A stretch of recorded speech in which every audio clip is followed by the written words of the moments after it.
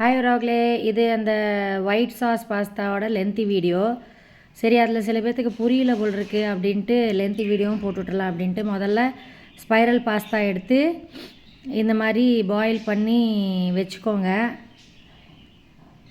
எப்படி பாயில் பண்ணணுன்னா, சுடுதண்ணி நல்லா கொதிக்கிற சுடுதண்ணியில் உப்பு கொஞ்சம் எண்ணெய் கொஞ்சம் போட்டு இது 80% பாயில் ஆகிற மாதிரி பாயில் பண்ணிவிட்டு அப்புறம் வடிகட்டி வச்சுக்கணும்.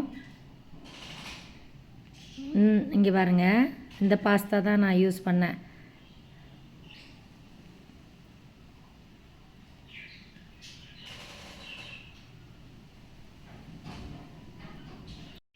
அது பேரை எடுக்கல போல் இருக்கு.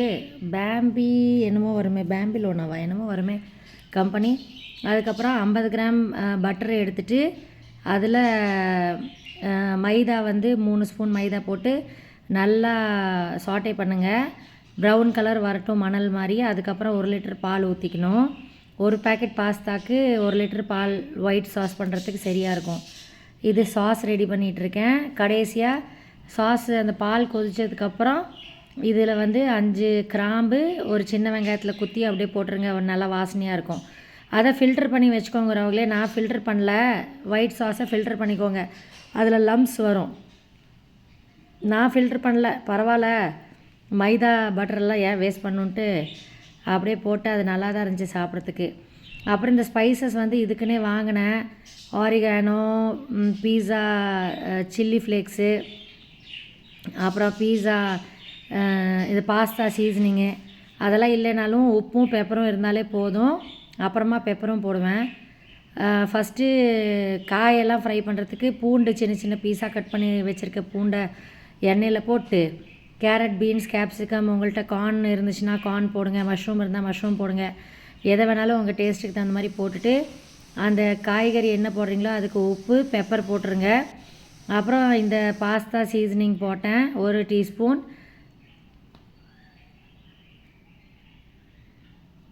ஆரிகானோ 1 டீஸ்பூன் போட்டேன். இது ஒரு ஹர்பு. இதுதான் மெயினாக அந்த பாஸ்தாவோட அந்த வாசனை கொடுக்கும். சில்லி ஃப்ளேக்ஸு காரத்துக்கு போட்டுக்கோங்க. நான் சில்லியும் எக்ஸ்ட்ராவாக போட்டிருக்கேன். எங்கள் வீட்டில் கொஞ்சம் ஆனஞ்சிக்கு காரமாக வேணும், அதனால கொஞ்சம் போட்டேன். அப்புறம் எல்லாத்தையும் மிக்ஸ் பண்ணி விட்ருங்க நல்லா. கடைசியாக எக்ஸ்ட்ராவாக டோஃபு போட்டேன். சோயா பாலில் செய்கிற பன்னீர் தான் டோஃபு.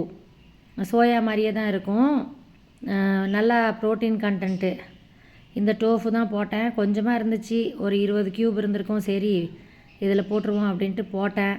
அதுக்கப்புறம் அந்த ஒயிட் சாஸ் இருக்குல்ல, அந்த ஒயிட் சாஸ் நம்ம செஞ்சு வடிகட்டி வச்சுருக்கோம்ல, அந்த ஒயிட் சாஸை இந்த ஸ்பைரல் பாஸ்தா காயோட குக்கானதில் போட்டு மிக்ஸ் பண்ணால், நீங்கள் சீஸும் போட்டுக்கலாம். அப்புறம் இது ஃப்ரெஷ் க்ரீமும் போடலாம். நான் சீஸ் ஃப்ரெஷ் க்ரீம்லாம் போடல நைட்டுங்கிறனால.